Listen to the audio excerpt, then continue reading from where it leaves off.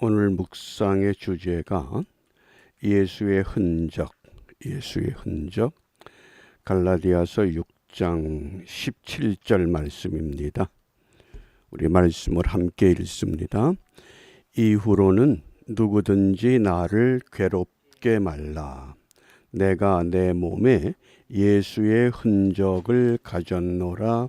아멘. 갈라디아서의 주제는 그리스도인의 자유입니다. 우리가 어떻게 이 험하고 어려운 세상, 죄악 많은 세상에서 자유롭게 살 수 있는가? 이미 요한복음에서 진리를 알지니 진리가 너희를 자유케 할 것이다. 성령이 너희를 자유케 할 것이다. 바울은 성령을 통해서 자유함을 우리에게 깨우쳤습니다. 그러면서 그 자유라고 하는 것은 세상 사람들의 자유는 자기 마음대로 사는 걸 자유라고 합니다. 그러나 성경적인 자유는 책임을 지는 것을 말합니다. 내가 한 생각, 내가 한 말, 내가 한 행동에 대한 책임을 지는 것, 이것을 자유라고 했습니다. 그래서 우리가 이 자유라고 하는 것이 네 가지에서 자유, 죄와 율법과 또 사탄의 권세와 죽음으로부터의 우리가 자유가 약속됐습니다. 이제 오늘은 그 자유에 대한 바울의 결론입니다. 그럼 어떻게 이 자유를 지킬 것이냐? 내가 내 몸에 예수의 흔적을 가졌다. 예수의 흔적이라고 고백합니다. 이 흔적이라고 하는 이 단어가 스티그마. 그래서 불도장이다, 그런 뜻입니다. 예전에 그 농장에 그 소나 말을 키울 때에 들판에서 수많은 그 소와 말들이 뒤엉켜 있기 때문에 어느 농장의 것이냐를 구분하기 위해서 그 짐승의 몸에 그 불도장을 찍습니다. 그건 지울 수가 없습니다. 또 심지어 노예들에게도 불도장을 찍었다고 합니다. 그러니까 이 스티그마는 뭐냐? 결국은 나의 주인이 누군가 하는 겁니다. 그러니까 사도 바울은 예수의 흔적을 가졌기 때문에 예수의 스티그마, 내 주인은 예수다, 그 뜻입니다. 그런데 이 흔적을 왜 주장하느냐? 그 이후로는 누구든지 나를 괴롭게 말라. 이 전도자 이 바울을 항상 괴롭히는 문제가 두 가지입니다. 하나는 정말 바울이 사도냐 하는 겁니다. 복음을 전하는 곳마다 이 바울이 정말 사도인가? 왜냐하면 12사도에 들어가지도 않았거든요. 그래서 이 바울이 이것 때문에 복음을 전하고도 그 다음에 두 번째, 바울을 반대하는 유대주의자들, 율법을 지키고 할례를 받아야만 구원을 얻는 것이지 믿음으로 구원 얻는 게 아니다. 그리고 바울이 전한 복음을 흔들어대는 겁니다. 이게 평생 이것 때문에 고생했습니다. 그러니까 이후로는 누구든지 나를 괴롭게 말라. 사도냐 아니냐, 율법의 행위로 구원받느냐, 믿음으로 구원받느냐, 그런 거 나를 괴롭힐 조건이 못 된다. 왜냐하면 내가 내 몸에 예수의 흔적을 가졌기 때문이다. 그러면 우리가 이 흔적이라고 하는 것을 두 가지로 해석하는 경향이 있습니다. 첫째는 어떤 신비적인 흔적을 이야기를 합니다. 마치 그 성 프란시스처럼 또 초대교회의 그 교부들 가운데도 정말 주님을 향해서 간절히 기도하면 마치 그 손과 발에 예수님이 십자가에 못 박히셨을 때에 그 성흔이 나타나는 현상이 있었다고 합니다. 그래서 바울에게도 이런 흔적이 있지 않았겠는가. 근데 그건 너무 무리한 해석입니다. 바울은 어떤 흔적이냐? 이게 복음을 전할 때에 바울이 받은 고난의 흔적이라고 하겠습니다. 그게 분명히 성경 여러 곳에서 이 바울의 고난에 대한 것을 우리가 찾아볼 수 있습니다. 그래서 이 바울은 자기 몸에 예수의 흔적이 있는 예수의 노예, 예수의 종이라고 고백한 겁니다. 따라서 우리는 예수의 흔적을 써내려가는 책과 같습니다. 우리가 이것이 오늘 우리가 적용할 부분입니다. 바울은 바울의 예수의 흔적이 있었고 이 시대에 우리는 예수의 흔적을 어떻게 유지하고 어떻게 지켜야 되느냐. 그래서 혼돈과 어지러운 세상을 향해서 우리의 삶을 통해 내 삶의 자리에서 내 삶의 현장에서 예수님의 모습을 보여주는 것, 그것이 바로 예수의 흔적이라고 하겠습니다. 그 대표적인 인물이 하나 있었습니다. 우리가 전에 함께 그 필독 도서로 읽었던 책 가운데 그 청년 바보 의사 안수현 씨 기억하시는지 모르겠어요. 이 안수현 씨의 별명이 바보 의사입니다. 그리고 그가 사용했던 아이디가 스티그마입니다. 33살 되었을 때에 군의관으로 복무하던 중에 유행성 출혈혈이라는 병에 감염이 돼서 결국은 세상을 떠났습니다. 영락교회에서 장례식을 할 때 한경직 목사님 장례식 다음으로 가장 많은 조문객들이 모였다는 의사입니다. 일찍 세상을 떠났지만은 그가 남겨놓은 삶의 이 흔적은 정말 예수의 흔적이다. 이렇게 그의 신앙을, 그래서 그 장례식에 참여했던 조문객들의 이야기를 모아서 쓴 것이 그 청년 바보 의사 안수현의 이 도서였습니다. 그러니까 오늘 우리는 유명한 사람은 아니지만은 정말 이름 없는 들풀 같은 존재지만은 그 내 삶 가운데서 나는 어떻게 예수의 흔적을 써야 되겠는가? 우리가 바울을 통해서 그 교훈을 함께 찾고자 합니다. 바울은 어떻게 예수의 흔적을 그 몸에 가졌다고 고백했는가?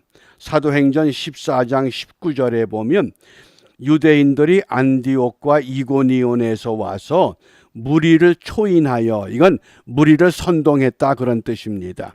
무리를 선동하여 돌로 바울을 쳐서 죽은 줄로 알고, 얼마나 돌을 많이 던졌든지 바울이 기절해 버린 겁니다. 그러니까 죽은 줄 알고 성 밖으로 끌어내 버린 겁니다. 이게 예수의 흔적입니다. 그런데 어떤 일이 있었느냐? 루스드라의 지역에서 복음을 전할 때에 이 바울이 나면서부터 안진뱅이 된 사람을 봤습니다. 그리고 그에게 구원받을 만한 믿음이 있다고 분명히 깨닫고 그 안진뱅이에게 내 발로 바로 일어서라. 그리고 예수님의 이름으로 명령한 겁니다. 이게 벌떡 일어섰습니다. 그러니까 점점 바울의 소문이 온 장안에 퍼지기 시작합니다. 바울을 반대하는 또 유대주의자들, 율법주의자들, 안디옥과 이고니온에서부터 쫓아온 겁니다. 또다시 바울을 괴롭힌 겁니다.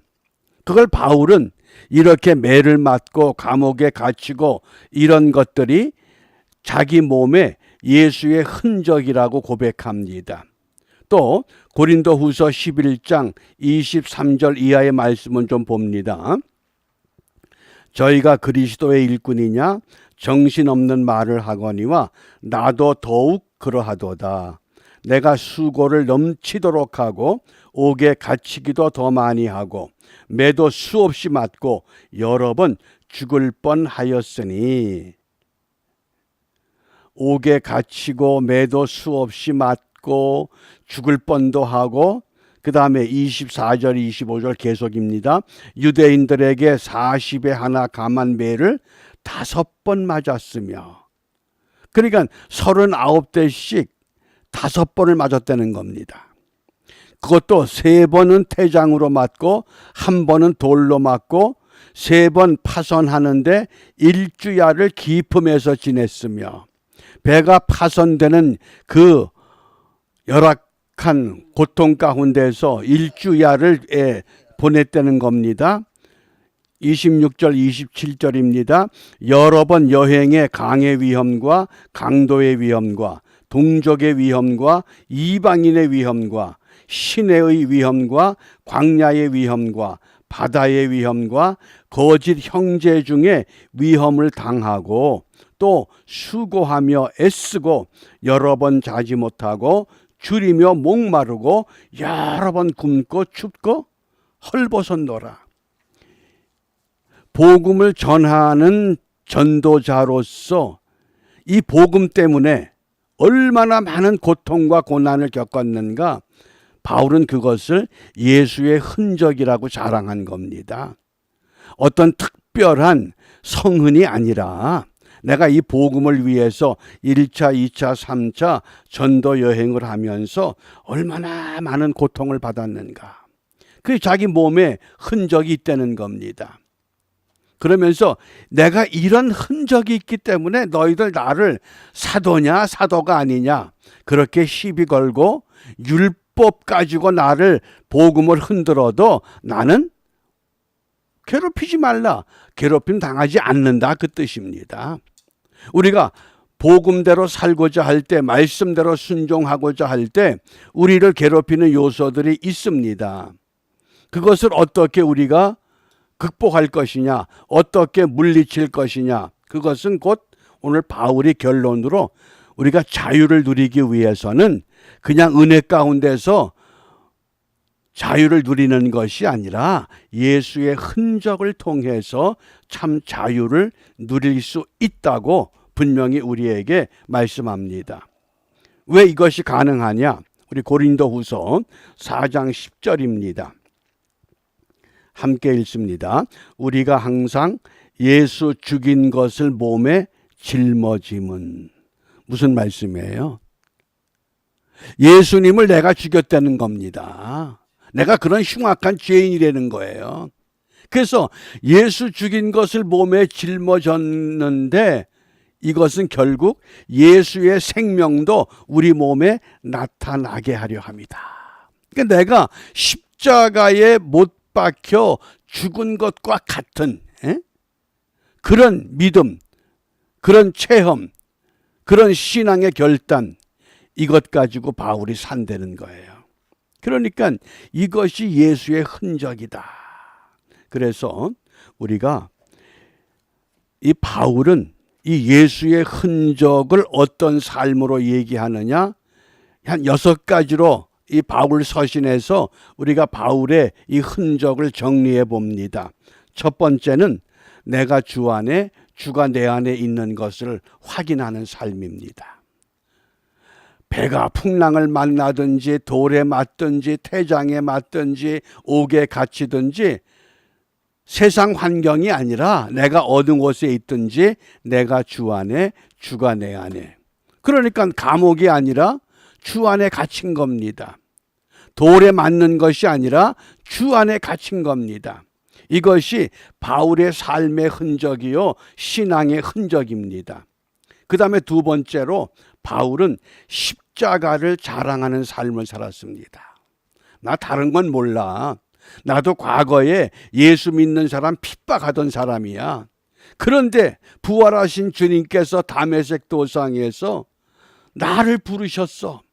그때 내가 깨달았어. 뭐냐? 아, 십자가밖에 없구나. 십자가를 자랑하는 삶. 그 다음에 세 번째로 그래도 여전히 이 죄의 문제, 이 두려운 것 때문에 그래서 나는 날마다 죽노라. 바울이 그 고백하잖아요. 날마다 죽어야 되겠다. 날마다 죽지 않으면 이 은혜 가운데 머무를 수가 없다고 하는 이 안타까움. 그 다음에 네 번째가 예수 그리스도의 은혜로 살아갈 수밖에 없다는 고백입니다. 내가 사는 것도 죽는 것도 오직 예수 그리스도의 은혜뿐이다. 그리고 다섯 번째가 평강과 긍휼의 삶을 강조합니다. 그러니까 어느 곳에 있든지 나 어느 곳에 있든지 늘 마음이 편하다. 우리가 그런 찬송 부르는 것처럼 바울은 감옥에 갇혀서도 찬송하고 기도합니다. 왜? 평강이 있기 때문에. 그 다음에 여섯 번째 바울의 삶의 특징은 위의 것을 찾는다 그랬습니다. 우리 골로새서 3장에서 읽었죠. 예? 위의 것을 찾아. 땅의 것 찾지 말고.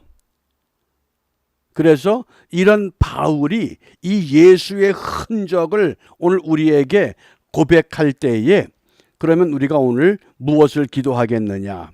오늘 갈라디아 6장 14절 말씀에 보면 그러나 내게는 우리 주 예수 그리스도의 십자가 외에 결코 자랑할 것이 없다.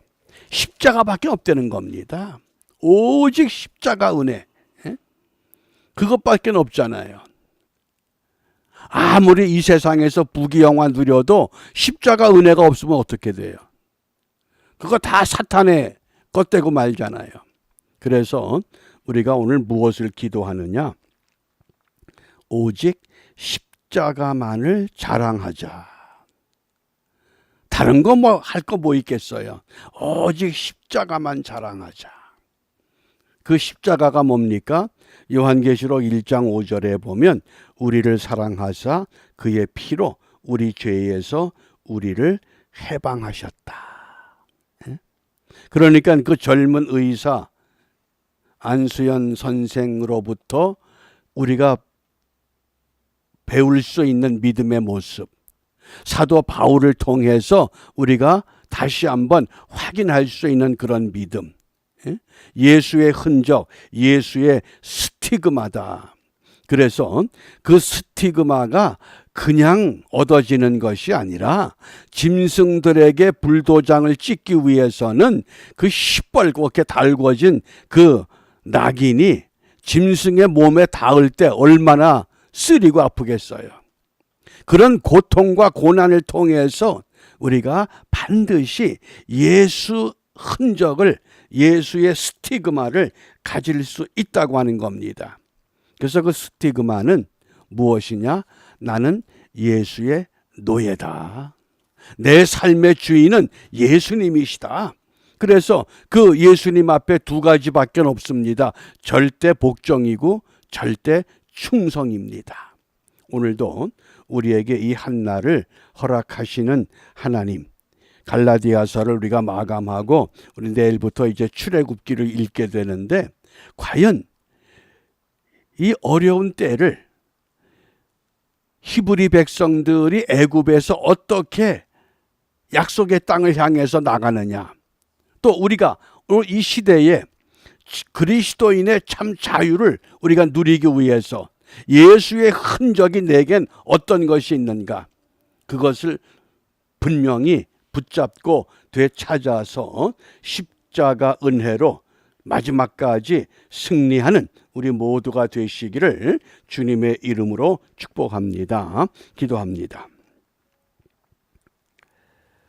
지금도 살아계셔서 주의 백성들이 있는 곳마다 그 현장에 함께 하시며 어떠한 환경 가운데 있든지 그 가운데서도 참 평안과 참 평강을 누릴 수 있는 사도 바울을 통한 예수의 흔적이 무엇인가를 함께 생각하며 이 은혜를 함께 나누고자 합니다.